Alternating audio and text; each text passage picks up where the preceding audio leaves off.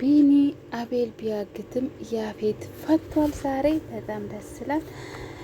ይሄ ስሰማ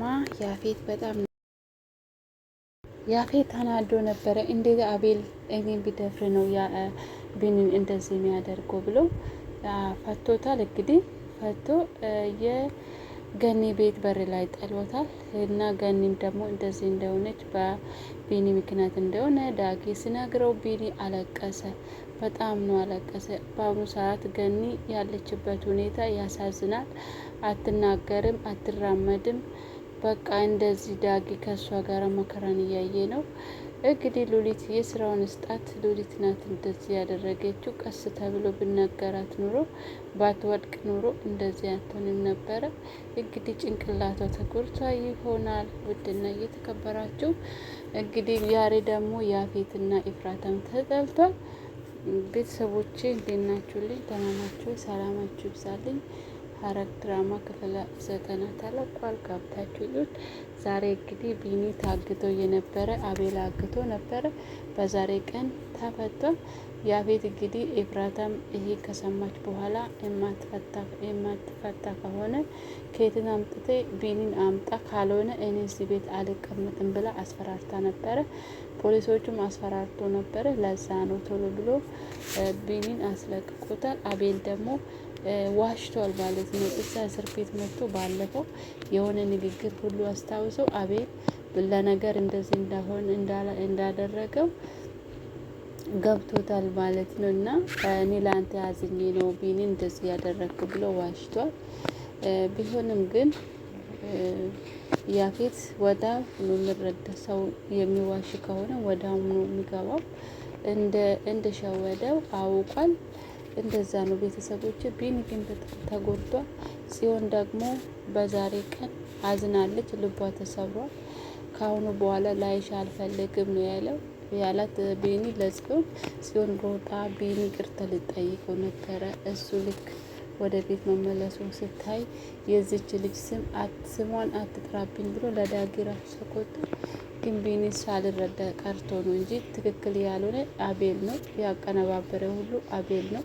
እሷ ያ ጊዜ እንደዚህ ያለችው ለማስመሰል ነው እንጂ ከአቤል ጋራም ስልክ እያወራች አልነበረም።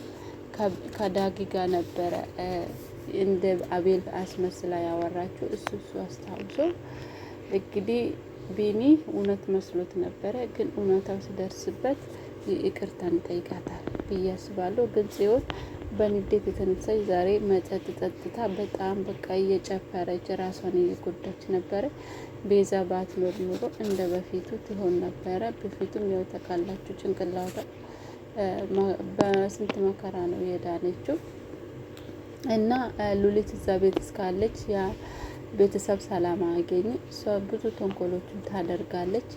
እንደዛ ነው ቤተሰቦች። ሌላ ደግሞ ያፌትና ኢፍራታ ዛሬ ተጣልቷል። ኢፍራታ እንግዲህ ተደብቃ ነበረ ጽዮን ጋር ሄደችው።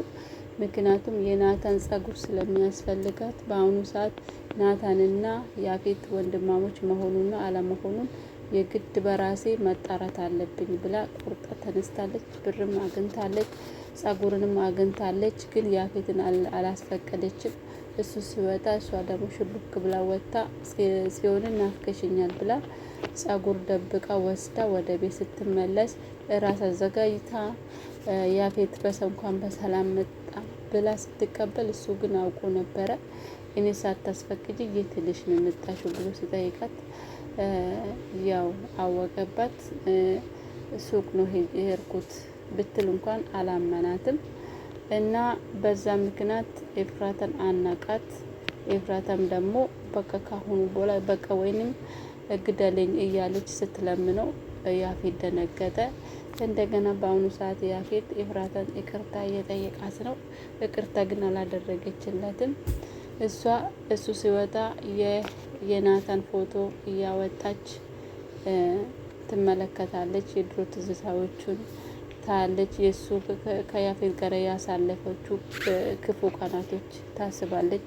አንድም ቀን በሰላም አውርቶ የተደስተው አያውቁም። ምክንያቱ ኤፍራታ አታፈቅረው።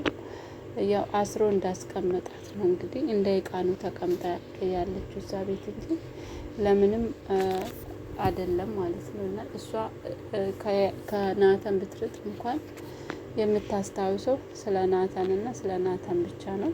ናታን እንግዲህ ለእሷ ምን እንደሆነ ሁላችሁ ታውቃላችሁ። እንደዛ ነው። መቼም ቢሆን ኤፍራታና ናታን አንድ ቀን አንድ ላይ መሆናቸው አይቀርም። ይሄ ሁሉ ሲያልቅ ማለት ነው።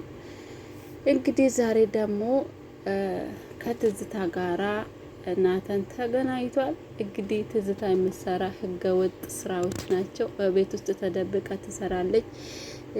የአደንዛዥ እጽ እንደዛ ታዘዋውራለች፣ እንደ ያፌት ማለት ነው። የሚገርም ነገር ነው። ናታን ግን ይሄ ስራ ውስጥ መግባቱ አደጋ ውስጥ ይከታል ብዬ አስባለሁ። ይሄ ስራ አደገኛ ነው። መንግስት ከያዘ ወይስ የህግ አካል ከያዘ ናታን ወንጀለኛ ሆኖ ይያዛል።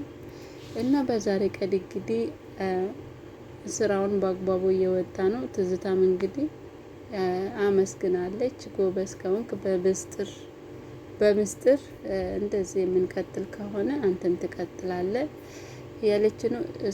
እሱም ደግሞ እያመሰገናት ነው። የእህትን ውለታ እመልሳለሁ እያለ ነው። ስራ እንዳጣ እንግዲህ ሰው ማመን ከንቱ ነው። አይታችኋል።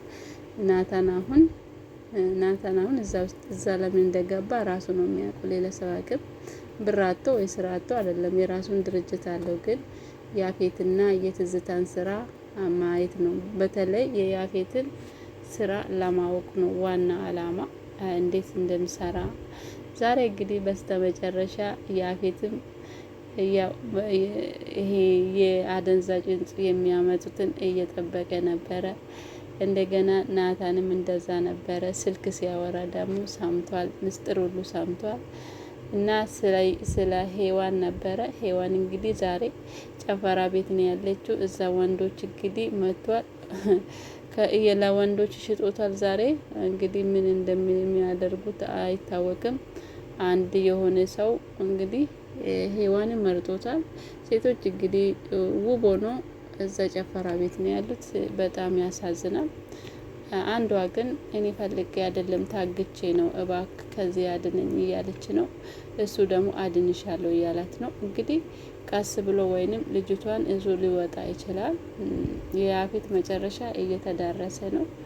መቼም ናታን ራሱ ያጋልጣል ብዬ አስባለሁ።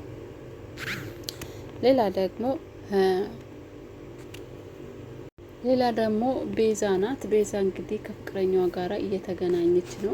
ደስተኛ ናት። ደስ የሚል ነገር ነው። ቤዛ አሁን ለሁሉም እናት እየሆነች ነው። ለጽዮን ራሱ እናት እየሆነች ነው። ራሷን ለራሷ ሆና ለሰውም እየሆነች ነው። በጣም ደስ ይላል። እንደዛ ነው ውዶቼ። እንግዲህ ገኒ እንግዲህ አንድ ቀን ትናገራለች ብዬ ተስፋ አለኝ። ቢኒና ጽዮንም አንድ ቀን አንድ ላይ ሆናሉ ብዬ አስባለሁ። አቤል እንግዲህ መታሰር አለበት፣ ዋጋውን ማግኘት አለበት። ቢኒ ከዳኔ እንግዲህ ዋጋውን ይሰጠዋል። ያፌትም እንደዛ። ሉሊትም እንግዲህ እጇ እስከዛሬ አልዳንም፣ እንደዛ እየቀጠለች ነው። ሉሊት እንደውም አንድ ቀን ለህግ መቅረብ አለባት። ጽዮንም እንደዚህ አድርጋ ገኒም እንደዚህ አድርጋ መቀጠል የለባትም። ደህና ሁኑ ቤተሰብ።